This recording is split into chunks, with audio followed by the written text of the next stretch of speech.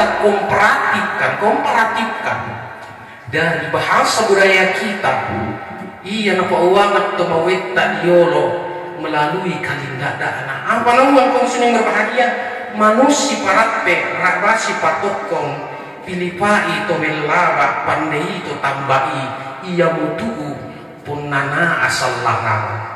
Inilah sejalan dengan apa yang dikatakan, yang difirmankan Allah dari surah Al-Maidah ayat 2 ini, sangat cocok apa iya nabawangat tumawita tolong menolong. Hadirin yang dirahmati oleh Allah Subhanahu wa Ta'ala.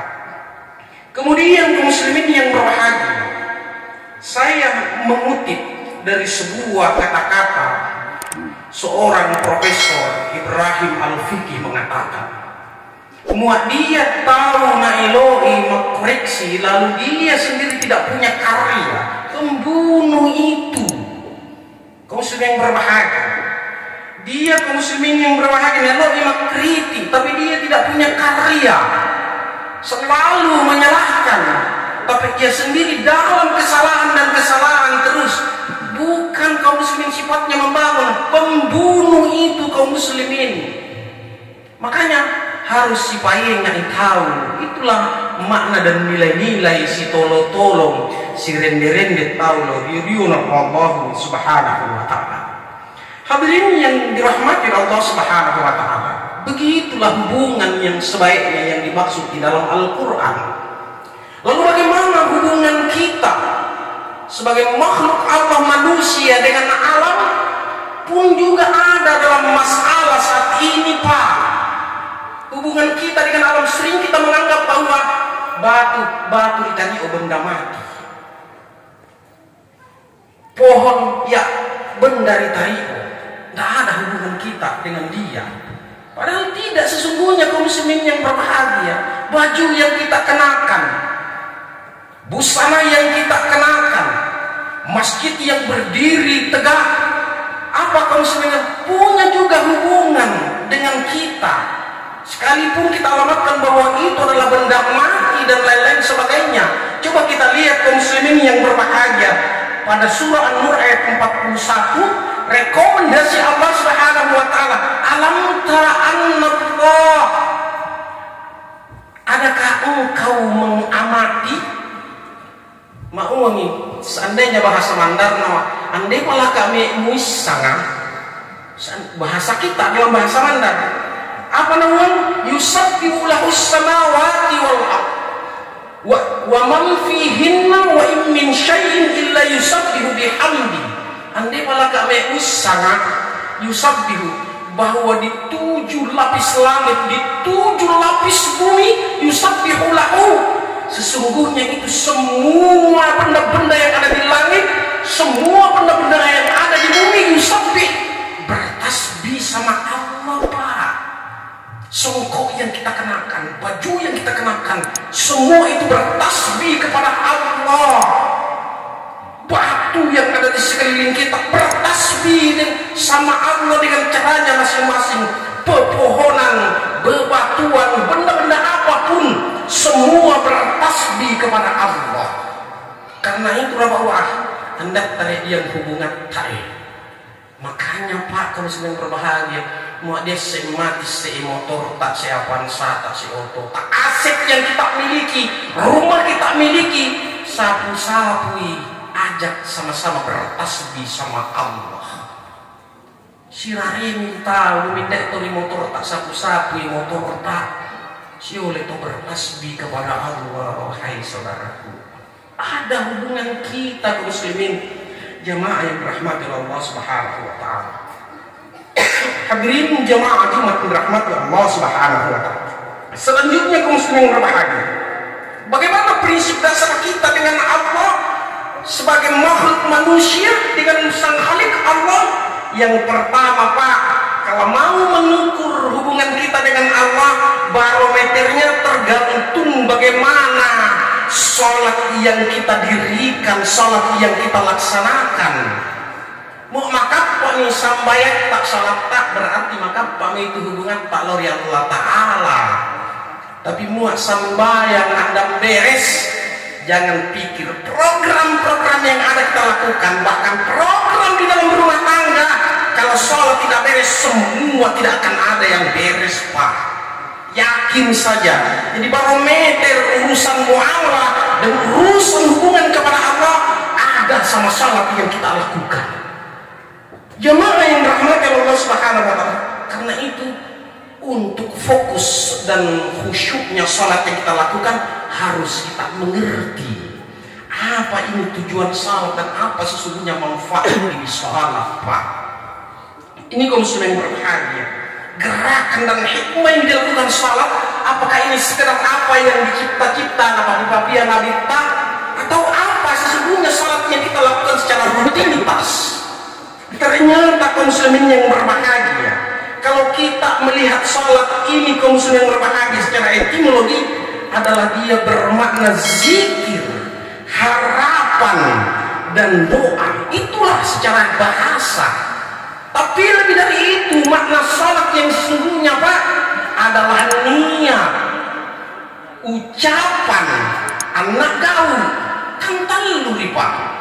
Niat, ucapan, anak gaul. Coba kaum muslimin berbahagia, implementasi dari sholat yang kita lakukan, Pak. Bawa ini sungang, situru ini nyata, oh pauta, anak gauta, salama itauta dalam mengarungi hidup ini. Ia tiap si salah ini poninya, laito ini pau, laito ini pau, cilaka mau taitimu. Ia kaum muslimin jamaah yang rahmati Allah Subhanahu wa taala. Ia tuan nama uang kalam dadak atau maweng. Andiat tiar yang arah lainnya katai lainnya ditapai. Acilakan apa? Ini kaum muslimin cobalah bawa nilai-nilai sholat ketika kita bermuamalah, berurusan ekonomi, berurusan dengan masyarakat. Situru iloata, niata, pauta, anak gauta, salama itauta. Tapi yang nak kasih salah ni niata, pauta, anak gauta, cilaka kita tahu itu. Cepat atau lambat pasti kita mengalami hal kendala, tantangan dan rintangan dalam hidup kita.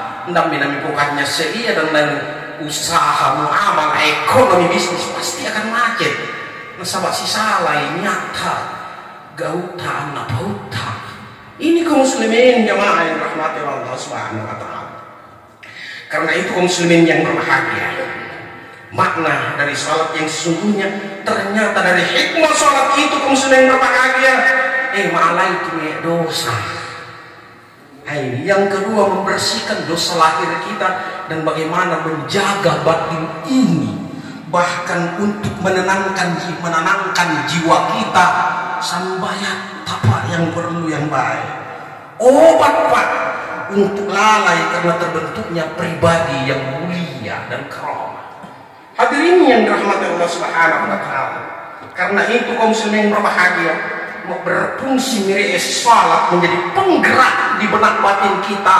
Insya Allah kita akan terhormat bukan hanya di dunia ini, lebih-lebih di hadapan Allah Subhanahu wa taala. Karena itu kaum muslimin berbahagia, terakhir yang saya sampaikan pada Jumat kali ini, bahwa irito sambayang iya ruku tak sujud tak panalek batu ni anak-anakaran Nabi. Pahami ini, Pak. Dia mulai membaca tuh si Facebook, si WA, bahwa yang nongol lo agama lain sujud ruku apa itu. Tapi itu tuh sesungguhnya, Pak, kalau kita baca historis sejarah bahwa Rasulullah SAW saat melakukan Isra Mi'raj, naita memang di tiap para malaikat menyembah Allah, dia sujud ruku. Iya, jadi iya tuh ni pokok bitire sambayang sholat yang kita lakukan sebagaimana pokok para malaikat Allah di saat Isra Mi'raj Nabi sallallahu alaihi wasallam. Coba kita lihat, Pak, terus yang berbahagia, yaitu takbiratul ihram. Ditulis enggak make atau dimai punya makna. Apa maknanya terus yang berbahagia? Nawa seolah-olah diarus dalam kehidupan mulai lebat sejak tua. Kita bergelimang dan kelak di dalam urusan dosa, dan ketika kita sholat niat kalimat tak, itu artinya mitual itu lebih Allah Taala. Tuhan matimban dak tori mitual Tuhan, makanya niat kelima nangis kakek na tolima Pak.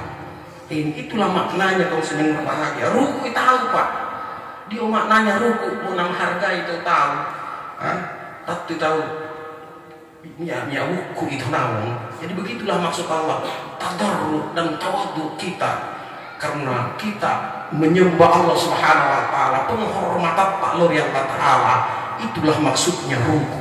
Kemudian kaum muslimin berbahagia sujud tahu, itu sujud tadi kepala yang paling kita anggap terhormat Pak, karena tutu hari saya pondok tak anda peto macai, tapi kaum muslimin mau tutu saya ulut tak boleh macai. Kenapa kaum muslimin berbahagia? Karena di kepala ini ada semua indera pendengaran, penglihatan, pengerasa, semua ada di kepala, makanya kita hargai. Tapi bagaimanapun kita hargainya kaum muslimin, kita tundukkan sejajar dengan kaki untuk menyembah dengan Allah, lalu mencium ini tanah, dan itu adalah sebuah pengakuan bahwa Tuhan benar, Engkau cipta dari unsur saya ini dari tanah, dan saya akan kembali mencium tanahmu karena akan saya kembali ke tanah. Itulah sebuah pengakuan sebagai bukti ketaatan kita kepada Allah Subhanahu wa taala. Jadi ya Tuhan damas sambayang to sombong itu di hadapan Allah Pak. Hadirin jamaah yang dirahmati, salam terakhir sekali Pak. Salam tahu, assalamualaikum, assalamualaikum. Salam ada malaikat rakib atib di samping kanan kiri kita. Juga berharap bahwa assalamualaikum sebelah kanan itu wajib kita lakukan dalam sholat. Itu maknanya bahwa Tuhan di sebelah kanan ini ananya turi catatan amal baikmu ya Allah dari sebelah kanan.